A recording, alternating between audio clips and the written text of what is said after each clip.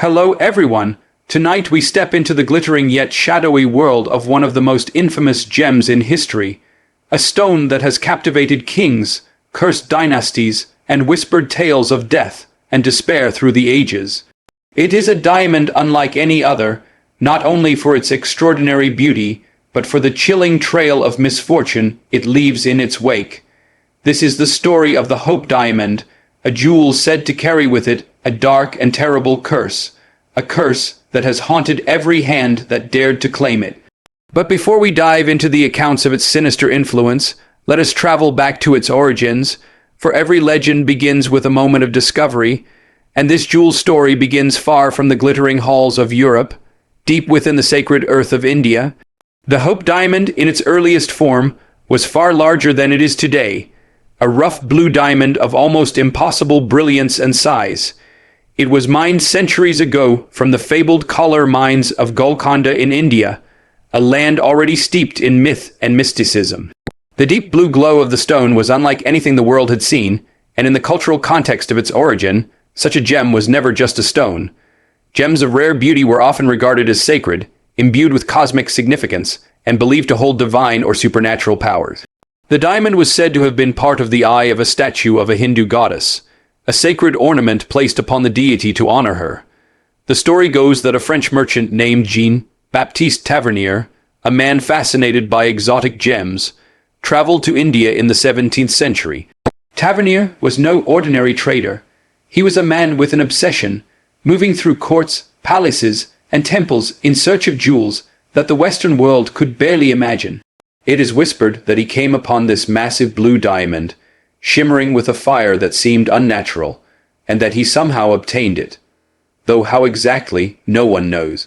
Some say he purchased it, others that he tricked the keepers of the temple, and still others claim he desecrated a sacred idol by prying it from the eye of the goddess herself. And here is where the curse begins. For to steal from the gods is to invite their wrath. From the moment Tavernier acquired the gem, his fortunes began to shift. He returned to France with his treasures, among them the massive blue diamond, and presented it to the court of King Louis Roman XIV. The king, entranced by its otherworldly hue, purchased it, and the stone was cut down into a slightly smaller but more refined gem. Known as the Tavernier blue or the French blue, it became a prized possession of the French crown. For a time, the stone glittered in the royal treasury, dazzling courtiers and inspiring awe. But soon, whispers of the curse followed it across the sea. Tavernier himself, though wealthy for a time, met a dark end. One tale says he was attacked by wild dogs while traveling in Russia, his body torn apart in a gruesome fate. Another claims he died impoverished, his family line cursed by the theft. Though historians debate the truth of these stories, legend insists that Tavernier paid dearly for his greed, his life consumed by the wrath attached to the stone he had carried across continents. King Louis Roman XIV, known as the Sun King, wore the diamond proudly, setting it into a ceremonial pendant, its blue glow reflecting the light of his grandeur.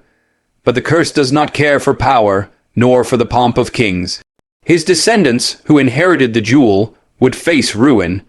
Louis Roman XVI and his queen, Marie Antoinette, both are said to have been touched by the curse of the diamond.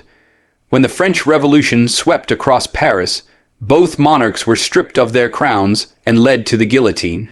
The blood of the king and queen spilled onto the earth, and some say the stone glittered in the shadows, its curse fulfilled. But the Hope Diamond's journey was far from over. During the chaos of the revolution, the diamond disappeared, stolen from the royal treasury in 1792. For years its whereabouts were unknown, and its legend grew darker. Whispers of it traveling through shadowy hands, cursing all who held it, spread across Europe. Then, decades later, the gem resurfaced, cut down again to disguise its identity. It had transformed into a slightly smaller stone, still blue, still deadly, and it found its way into the possession of a wealthy London banker named Thomas Hope. It was from this family that the gem would take its infamous name, the Hope Diamond. The Hope family, though immensely wealthy, was not spared tragedy. Thomas Hope's descendants faced scandal, financial ruin, and family strife. The gem seemed to sow discord wherever it landed. Eventually, it passed from hand to hand, leaving behind a trail of ruin. A Greek merchant who owned it was said to have driven himself into madness. A Russian prince who wore it supposedly lost his fortune and his sanity. A French actress who flaunted it on stage was shot dead by a jealous lover. Each story, whether embellished or real, fed into the growing aura of dread surrounding the stone. But perhaps the most chilling accounts come from the 20th century, when the diamond began to make headlines not just as a jewel, but as an object of terror. One of its owners, a wealthy American heiress named Evalyn Walsh McLean, wore the stone as if mocking the curse. She adored it, flaunted it, and laughed at those who warned her. She even let her dog wear it around its neck, as though the diamond's dark energy could be treated like a plaything. Yet the curse did not spare her. Her firstborn son was killed in a tragic car accident at the age of 9. Her daughter died of an overdose at 25. Her husband left her for another woman and died insane in an asylum. By the end of her life, Evalyn herself was penniless, broken, and a shadow of the socialite she once was. The Hope Diamond had taken its toll. Even those who came close to the diamond but never owned it were not safe. A courier who once transported it to its new buyer was killed in an accident soon after. A jeweler who handled it died of mysterious causes. A maid who simply touched it was said to have fallen ill and perished. Whether truth or exaggeration, the tales piled upon one another, each one strengthening the idea that this stone was no ordinary gem, but a cursed object carrying death in its cold blue heart. And so, the legend continued to grow, spreading far beyond the aristocratic circles of Europe and America. The Hope Diamond was no longer just a jewel. It was a story, a myth, a whispered warning that beauty can conceal horror, and that fortune can carry the shadow of doom. Its journey would eventually lead it to the Smithsonian Institution in Washington, D.C., where it rests today behind thick glass, glittering under the lights, admired by millions of visitors every year. Some say that being enclosed in a museum has finally neutralized its curse, that the stone, no longer owned by any one person, has found a way to rest. But others believe that the curse lingers still, waiting for its next victim, biding its time until the day it is once again claimed. But this, my friends, is only the beginning of the Hope Diamond story. The legends, the victims, the strange coincidences, and the chilling aura that surrounds it are far too many to fit into one tale. And in the next part, we will dive even deeper into the accounts of those who dared to touch this diamond of misfortune, the skeptics who tried to explain it, and the eerie energy that continues to make people shiver in its presence. For now, we leave the gem glimmering in the shadows, a jewel that has crossed centuries and continents, glittering with beauty, but dripping with sorrow. The Hope Diamond, resting now behind glass at the Smithsonian Institution, may appear calm and silent to the millions who gaze upon it each year.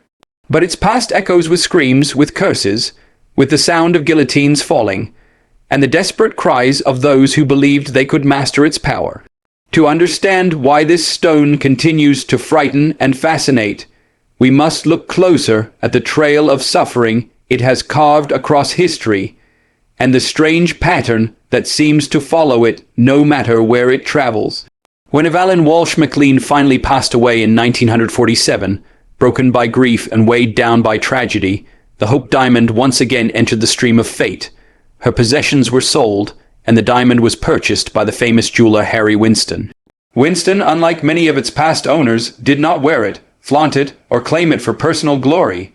Instead, he used it as a showcase piece, touring it around the world in exhibitions of rare jewels. Strangely enough, during his time as its caretaker, no great misfortunes were recorded, leading some to wonder whether the diamond only wreaks havoc on those who cling to it as their own. But Winston's role in the diamond's story was not to keep it, but to deliver it to its next home. In 1958, he decided to donate the Hope Diamond to the Smithsonian Institution, believing it belonged not to one person, but to the world. His decision was praised, and his method of delivery has become part of the gem's legend.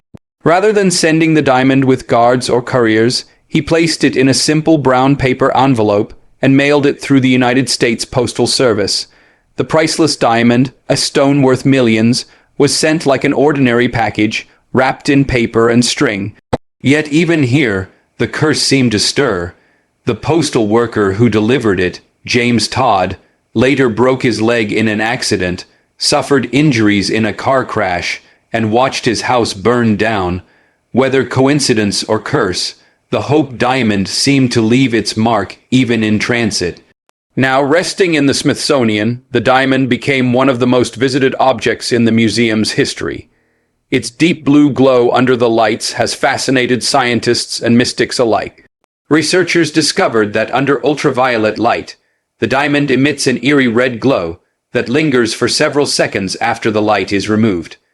This ghostly afterglow only fueled the rumors that the stone was more than just a mineral. It was alive with some kind of energy. Scientists call it phosphorescence, but believers see it as the very essence of the curse, the blood, red echo of all the lives it has claimed, and the stories of those lives are as haunting as the gem itself. Let us look back again, for the chain of tragedy is long. One tale speaks of Princess de Lamballe, a confidante of Queen Marie Antoinette, who was brutally torn apart by a mob during the French Revolution. Though history does not prove her direct connection to the diamond, legends insist that she too was touched by it, a victim of its wrath. Another story recalls Sultan Abdul Hamid Roman II of Turkey, who supposedly owned the diamond for a time. His reign ended in ruin, with betrayal, assassination attempts, and exile, and those who served him fared no better. The Greek merchant Simon Mountcharides, who is said to have possessed the stone, died in a tragic accident when he drove his carriage over a cliff, taking his wife and child with him. The Russian Prince Ivan Kanitovsky allegedly gave the diamond to an actress, only to have her murdered in cold blood. Soon after, the prince himself was killed by revolutionaries. A French jeweler who once handled the stone was murdered by his own son in a fit of madness. The trail is endless, a path of blood and grief, stretching behind a stone that glitters coldly, as if amused by the chaos it inspires. And yet, despite all these warnings, the diamond continues to attract admiration, fascination, and even desire. Human beings cannot help but be drawn to forbidden beauty, and the Hope Diamond is the perfect example of this paradox. Its color, a rare and hypnotic blue, is caused by traces of boron within its carbon structure, a scientific explanation that does nothing to diminish its aura of mystery. Its cut, perfected over centuries, reflects light in a way that seems almost otherworldly.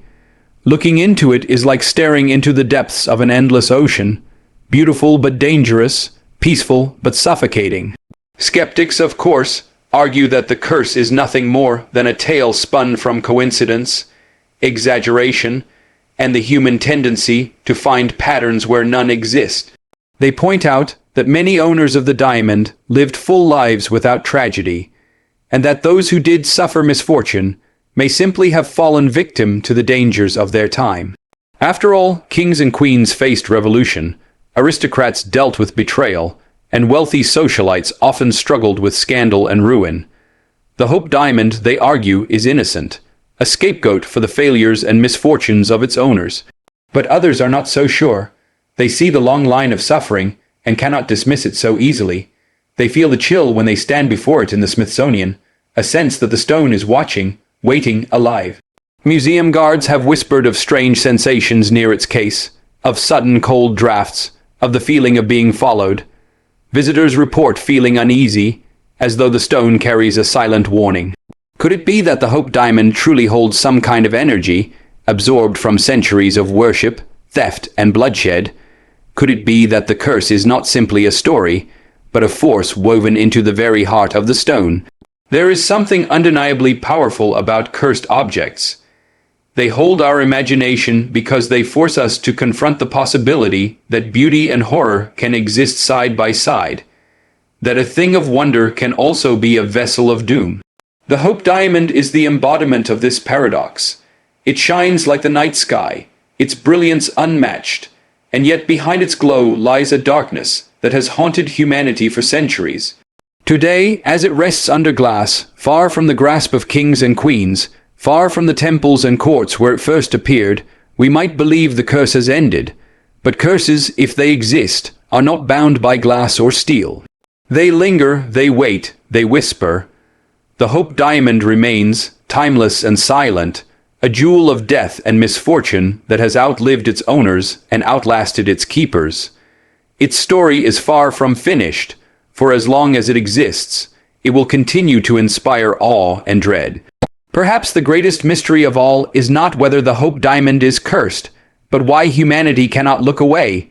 We are drawn to it still, knowing the stories, fearing the consequences, but unable to resist the allure of its beauty.